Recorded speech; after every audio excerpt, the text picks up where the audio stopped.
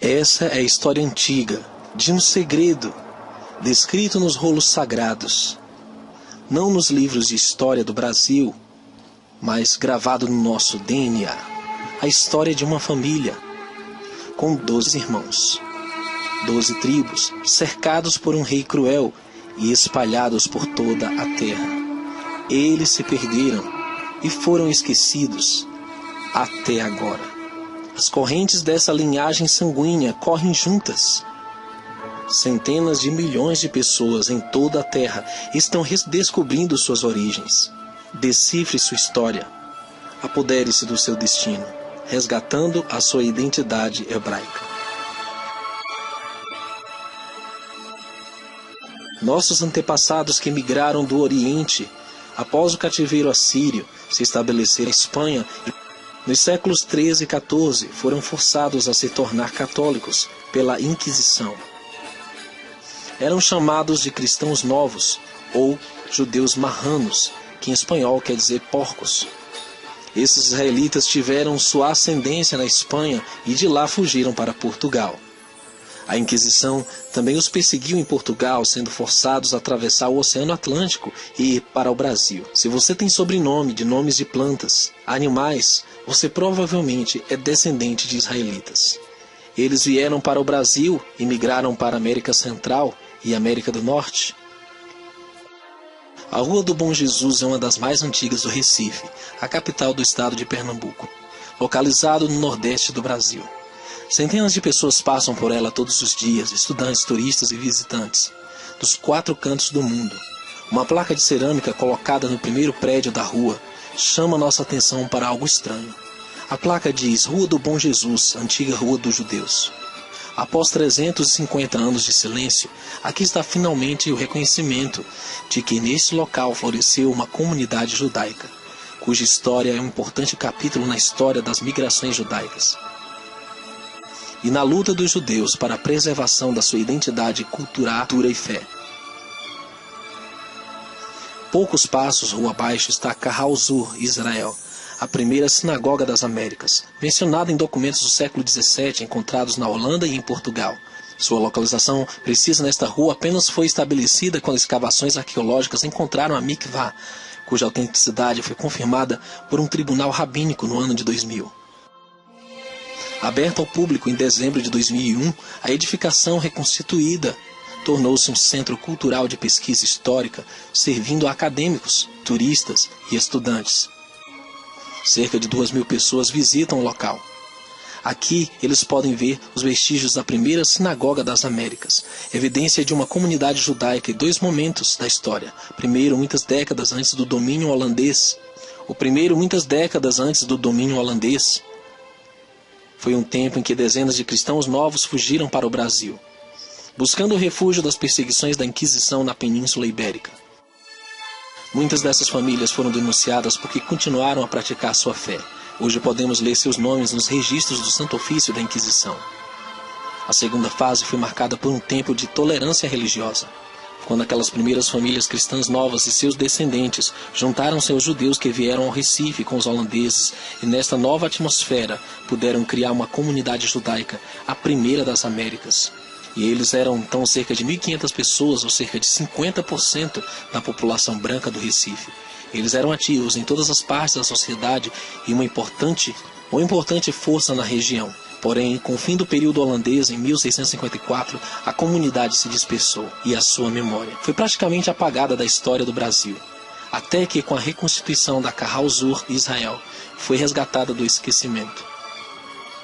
Usando as informações que vieram à tona através das escavações, o Arquivo Histórico Judaico de Pernambuco recriou um quadro daqueles tempos, modelando um tour de história e cultura judaica que convida turistas de todo o mundo a experimentar cenas e histórias surpreendentes.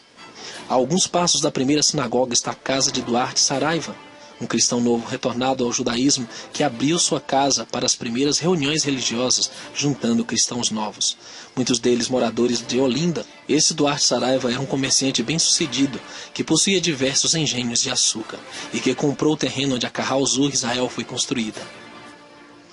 Olinda, reconhecida hoje como patrimônio histórico é a fonte de muitas das histórias de cristãos novos no início da colonização de Pernambuco.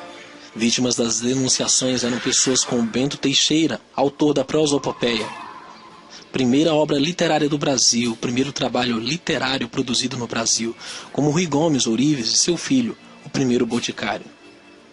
Assim como outras 4 famílias que viviam onde é hoje um convento e escola católica.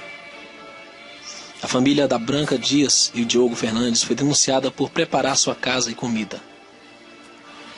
E por realizarem reuniões com Sefer Torá, Diogo foi proprietário do engenho Camaragibe, citado como centro espiritual dos cristãos novos no período de colonização portuguesa.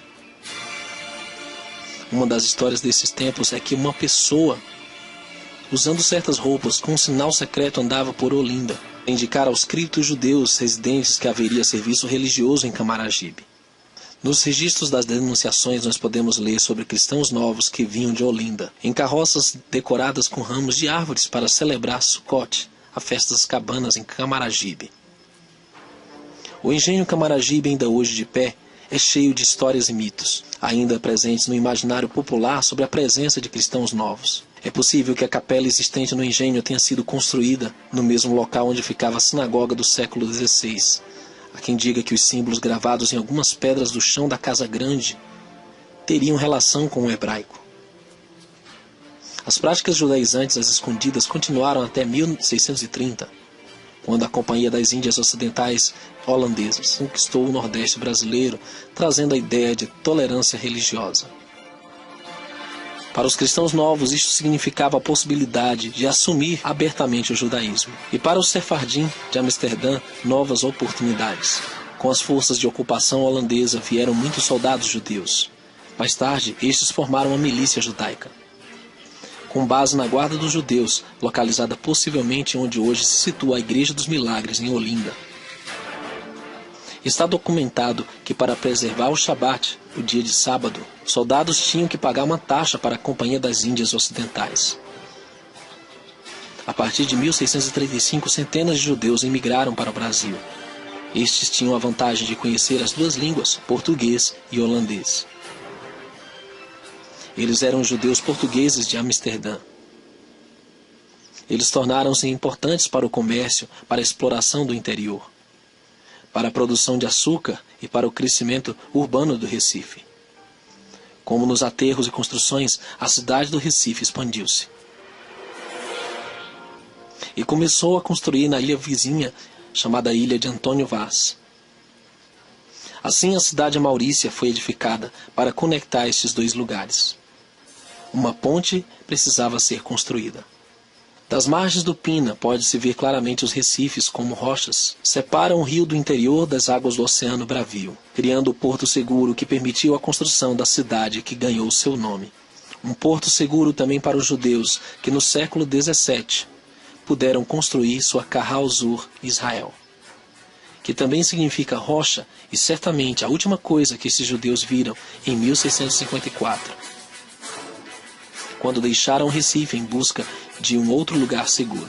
Essa perseguição ao povo judeu durou até tempos recentes no Brasil. E eles então tiveram que fugir para a América Central e América do Norte, iniciando a maior comunidade judaica do mundo, lá em Nova York, nos Estados Unidos. Essa história escondida de nós reflete o momento em que estamos para restaurar toda a verdade. Eu e vocês somos descendentes do povo de Israel.